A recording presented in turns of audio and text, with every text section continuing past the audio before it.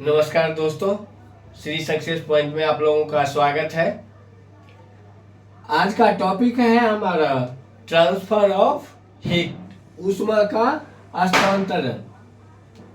Topic start करने से पहले यदि आपने हमारे चैनल को सब्सक्राइब नहीं किया है तो प्लीज़ सब्सक्राइब कर दीजिए। ये चैनल जिस पर 7वीं से 10वीं के साइंस और मैथमेटिक्स के वीडियो अपलोड होते रहते हैं, जो एनसीईआरटी और सीबीएसई सिलेबस पे आधारित होता है और आपकी पढ़ाई जो स्कूली पढ़ाई है उसमें काफ़ी मददगार साबित हो सकता है।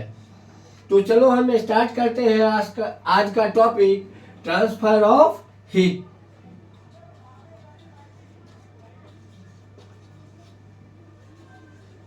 ऊष्मा का स्थानांतरण जो 7वीं क्लास से लिया गया है और चैप्टर का नाम है, चैप्टर नंबर 4 है और चैप्टर का नाम है ऊष्मा हीट।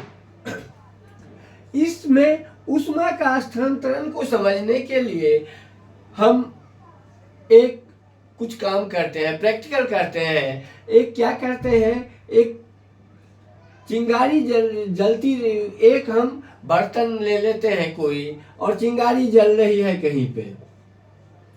बर्तन नॉर्मल ठंडा होता है, किसी चीज के सहारे इस चिंगारी के ऊपर हम यदि किसी मटेरियल या धातु के बर्तन को रख देते हैं तो पाते हैं क्या, ये चिंगारी में जो ऊष्मा थी वो धीरे धीरे इस बर्तन को गर्म कर रही है। यानी ये बर्तन जो चढ़ाते हैं वो गर्म हो जाता है। कुछ देर गर्म होने के बाद हम पुनः क्या करते हैं, इस बर्तन को इस चिंगारी से उतार के नीचे यहाँ पे रख देते हैं। उसके कुछ देर के बाद फिर हम आते हैं और ये जो बर्तन हमारा गर्म था उसको टच करके, छू करके पता करने की कोशिश करते हैं तो देखते हैं क्या, ये बर्तन ठंडी हो चुकी है जो काफी गर्म हो चुकी थी। इसका मतलब क्या हुआ? इसका मतलब ये हुआ जो चिंगारी में जो ऊष्मा थी वो बर्तन में गई थी उस केस में जब बर्तन ठंडी थी, और जब बर्तन गर्म हो गई और इसको हमने नीचे उतार के रख दिया तो इसके बर्तन के चारों तरफ जो परिवेश है उस परिवेश का टेम्परेचर जो है बर्तन की अपेक्षा ठंडा है, और इस वजह से बर्तन की जो ऊष्मा थी वो सारी के सारे चारों तरफ वातावरण में फैल गई। इससे यह निष्कर्ष निकलता है, ऊष्मा हमेशा गर्म वस्तु से ठंडे वस्तुओं के तरफ स्थानांतरित होती है। ऊष्मा पहला ये जनरल नियम है, हर जगह एप्लीकेबल होने वाला। ऊष्मा हमेशा गर्म वस्तुओं से ठंडे वस्तुओं की तरफ स्थानांतरित होती है, प्रवाहित होती है। ऊष्मा हमेशा अधिक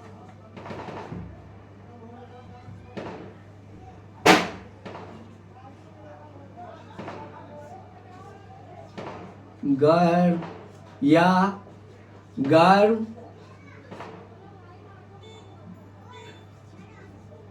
वस्तु से ठंडी वस्तु के तरफ स्थानांतरित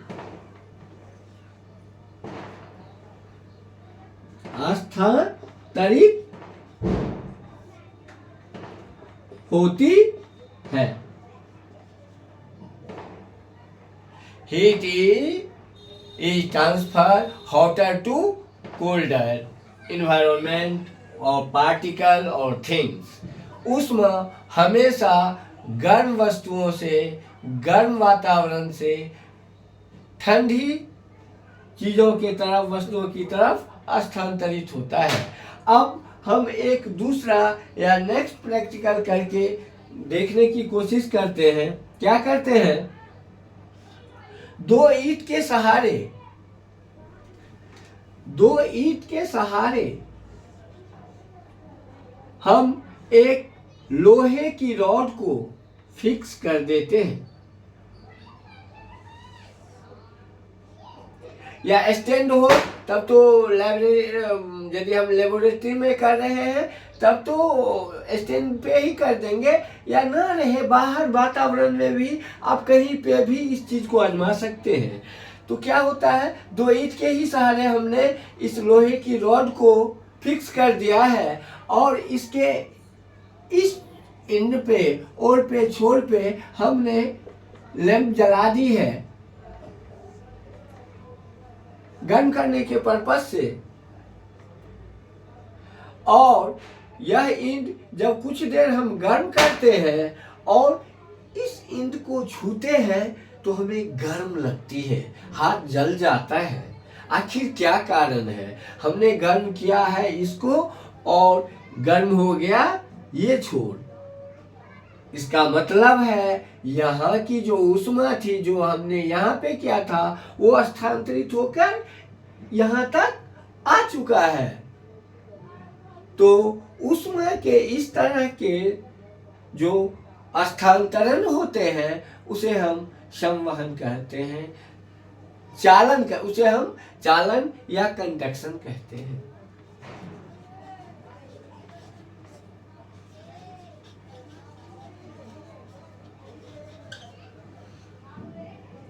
ऊष्मा का वो ऐसा स्थानांतरण जिसमें ऊष्मा ठोस सिरे से ठंडे सिरे, गर्म सिरे से ठंडे सिरे की तरफ स्थानांतरित होती है, ऐसे ऊष्मा के ऐसे स्थानांतरण को हम चालन या कंडक्शन कहते हैं। ऊष्मा का वह स्थानांतरण जो गर्म सिरे से ठंडे सिरे की तरफ होता है, ऊष्मा के ऐसे स्थानांतरण को चालन या कंडक्शन कहते हैं। प्रैक्टिकली आप ऐसा देख सकते हैं। और इस तरह का ऊष्मा का ट्रांसफर खासकर ठोसों में ही होता है। जो सॉलिड चीज होती है, ठोस होते हैं, उसी में होता है। लोहा, कॉपर, एल्युमिनियम में आप इस तरह का चालन देख सकते हैं। और लकड़ी में